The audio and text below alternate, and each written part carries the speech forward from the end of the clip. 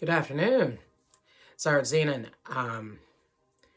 There are a few things going on, and I am excited to share this news with all of you. So originally, Snapshot had one, I guess you could call it a spare tire, something more, which is the prequel to Snapshot. But now, there's another one, Exposed Hill. You know, at first I thought I was going to just have Exposed Hill be its own separate thing that's just points to the universe of Snapshot. No. You see, Exposed Hill is a spiritual city that only Christians or former Christians can see with the physical eye. They have to be spiritually enlightened to see Exposed Hill in some way, shape, or form. And because Yahweh Jehovah is the living, true deity, and there are no other gods, and he has proven this to humanity in our reality. He has proven this with his literature, with his artifacts, with his prophecies, but people want to believe what they want to believe. Well, the interesting thing about Exposed Hill, there will be characters besides Shawn, the main protagonist, that left Christianity for those other gods, or they did some kind of a bond that got them in trouble. Maybe they stole, maybe they lied, maybe they're cheating on their wife or their husband. They were looking at images, porn, etc. But they wound up at Exposed Hill. And Exposed Hill does exactly what it says in its name. It will expose what is really going on with that person. And Shawn, who is very spiritually enlightened, and he is very much aware of all of the religions and the faiths and the heavens and the hells that people are trying to push. This man went and sought after the truth, and nothing was going to deter him, nothing was going to stop him. So it's not like Shawn went to Exposed Hill ignorantly, foolishly, or proudly. He knew what he was getting into from the beginning. Furthermore, he found his wife's journal. Now, what's really cool about Ríona, she's a bard. I was thinking, how do I stick a bard from Bard Tales into Snapshot? Well, it's sort of a bard in Snapshot. Ríona went to Planet Grove. She became a conductor, came back to Earth, our Earth, and she became Shawn's wife, but she was also a politician. But she didn't want, I don't want to give away too many juicy details, or you guys probably won't read or be too interested. I don't want to give that much away. But Ríona was this important politician from a very prestige family, but she didn't want it. And I took an ESO, the story of the Hound and the Green Lady, because I always thought that that was just so jaded and twisted and messed up, for Laramil and, is it Dorian? I forget the Hound's real name. But for those who have never been exposed to that story, the Green Lady and the Silvernar have to be together. That is a physical, supernatural, spiritual event and lifetime bond. Soulmates, I mean, they have to be together. They were designed to be together. Ifri wanted them to be together. They want to be together. It is their story. So the spinners will always tell the story, but the Hound was first in Laramil's generation of the Green Lady. Her aunt was the Green Lady, and your character will eventually meet that Green Lady, and she'll die, and she will go back to her homeland. But when you meet the Green Lady, the new one, Laramil, she's already accepted her fate as the Green Lady, but the Hound could not. And there was something that he said when I was observing his story. He said, "The story is wrong." And he said it just like that, with this passion and anger. He gave her this amulet. It was a confession of love. They were, I guess you could say those Bosmers were engaged. It was very obvious that they were pledging their love to each other, but then she just destroys this and tells him, no, I have to be with the Silvernar. I will choose my people. I will choose my duty over what I want, over this. Well, he didn't like that, so the Hound went out to retell the story. He went so far, he messed with the Spinners, he messed with the Sylvanar, he messed with her, he did mind control. Like, Hound was doing everything shady to get her back.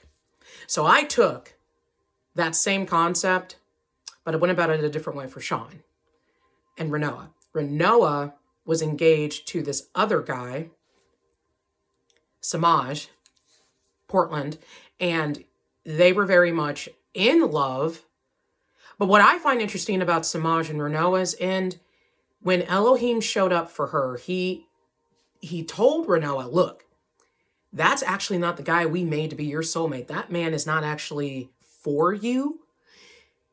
You can get married to him. You can go with Samaj if you want, but the real guy we made, the man that will love you and cherish you, is over here. The choice is yours. I just thought I'd let you know, because she was praying and fasting to want to make sure, is Samaj the man I'm supposed to be with? They're both Christians, so she didn't see a problem with verifying with her Heavenly Father and Heavenly Mother and her Savior about it. To her shock, Shawn, the man she met at church a little bit after she came back from Planet Groove and is acting as an ambassador, as a conductor, which, see, that's the thing. Ríona was a conductor, an ambassador. She was supposed to leave, go back. That was what she wanted to do, and that's what she agreed to do with Auriok and the Bards. A conductor, it's not like they can't go home and visit, but when you become a conductor, you're pledging your allegiance and your life to serving the cathedral on your cathedral. There are many cathedrals on Groove. Her cathedral was Kalos. So she had pledged to Kalos and was just wanting to go back to tie up a few loose strings. And she definitely needed her fiance to know, hey, my studies have turned into so much more, and I need to know if you're okay with basically relocating into this universe, into this solar system of this galaxy, to this planet, to be with me, because I'm a conductor. I was led, I tested it, I fasted, Auriok fasted, we all tested it. I am supposed to be a conductor. That's not what ticked off Samaj. He was okay with her being the conductor and having to relocate. He was not okay that Shawn Prunity was her guy. And he questioned, what God does this? Who, what, where, when, why? He let his pride and his anger consume him so much that he became an open vessel for a demon, and the demon possessed him. A lot of the murders and killings that go on in our realm are because of demons. It's sad. People want to say, oh, no, that's not true. It is.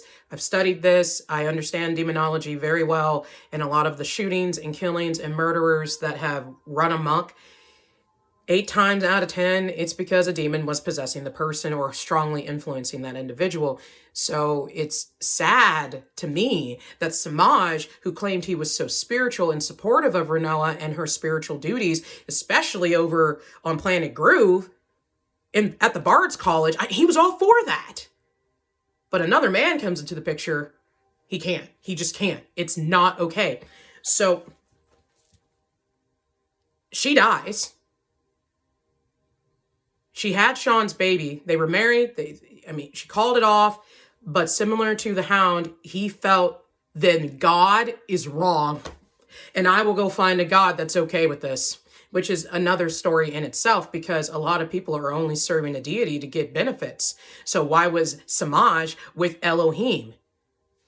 But then the moment that Elohim reveals you are not that person to be with her, because he also checked with Elohim, and to his further disgust, Elohim did come in a vision and say, we're sorry, but you are not the one we designed to be with her. Now, when we approached Ríona, we gave her the choice. She still could have come to you, and she said no. She asked, now you have fasted and asked, and she has chosen Shawn. Shawn has chosen her, who he also tested and asked. They went to the pastor. Samaj, this wasn't just a left field thing. We see all, we know all. And she prayed and asked directly, is this the man I'm supposed to be with? We can't lie. We told her the truth. Samaj did not like their truth. So he turns around, opens himself up to evil, and he does serve another deity. I don't know what I'm going to bring up. But because he's Irish, I'll probably pick up a pagan thing concerning that, or a lore of the Celtics there for him, possibly, or I'll just make something up. But the point is, Samaj left the Lord in the light just to hurt Ríona. When Shawn goes to Exposed Hill, he will eventually confront the demon that possessed Samaj. See, he's not going to Exposed Hill to expose his sins and to think about what he's done, because he did do something bad, which wound up in his favor in a way, because now he could see Exposed Hill, and he had Ríona's journal, and she had already recorded all of her visions and dreams about Exposed Hill, because she went through Exposed Hill the other way. When she's dreaming in Enoch, it talks about when we dream, we are in the spiritual realm, and seraphim and demons, Elohim or Lucifer, uses that time to meet with the person or to show them a prophecy, etc., etc. So they showed Ríona Exposed Hill. She has already been there. She knows what it was, so she wrote about it. She never thought Shawn would find her journal, though, but he did. So when he saw all of her entries about Exposed Hill and the locations and what she did there and what was to come, all these exciting, exhilarating places within Exposed Hill, on his way to the airport, it appears, and the siren goes off, and he slams the car. In her journal, she told him what the siren means. And it was daylight hours. So he had time to think about what he was going to do. He answered the call, and he went into Exposed Hill. And when he finds the murder demon that did this, he foolishly thought that he could defeat this thing with his bare hands or with a weapon. That's not how spiritual warfare works. So Ríona had a harmony scroll. She composed a song, and Shawn found this harmony scroll, not really understanding what it was, but she talked about the Bard's College, and this is how Bard Tales gets to come in and connect, because I said in all of my works, a bard is going to pop up, which is great because they're not really bound by anything. They can do what they want. But Ríona's harmony scroll is talking about the spiritual warfare that she experienced and saw on Planet Groove. So when he opens the harmony scroll, he sings her song, and that's what hurts the demons. And then there's another character, I won't give away who she is, who has a chaos scroll. How did she get the chaos scroll? Because spirits can go in between, around the universe. They are not limited like we are. So that spirit that had been following Shawn in Exposed Hill and had been watching him for a while, long before he made the drive to the airport to go to Paris, France, where Maxine Sarsfield and the other Snapshot cast is. That demon saw that he stumbled across Ríona's harmony scroll. So she went and cleared it with Lucifer to basically go to that other solar system, to that planet, and to steal a harmony scroll. Because, yeah, demons do mess with our physical items. They can steal stuff. It happens. So she went to the Sound Lord's place and got a harmony scroll because Lucifer was working with the Sound Lord. He's the influence and possessing the Sound Lord. So, of course, I mean, that was Lucifer's territory. He's like, sure, go ahead, get what you want, do what you got to do. So she went and got a chaos scroll. But when he pulled out the harmony scroll, Shawn, he learned a lot and saw all the things that was going on supernaturally like this. And the reason I wanted these scenes to happen is for two reasons: to connect the stories and to better touch on spiritual warfare. I did not realize Exposed Hill was going to be this big of a thing, but rather than make it separate, it just needs to be the second segment of the Snapshot series. I am so excited because bringing in the harmony scroll, the chaos score, and referencing Bard Tales is so significant for when a reader reads these scenes, it will shoot them into Bard Tales. Well, that's it for today. I'm looking really forward to writing this and seeing what you guys think. Much love. Bye.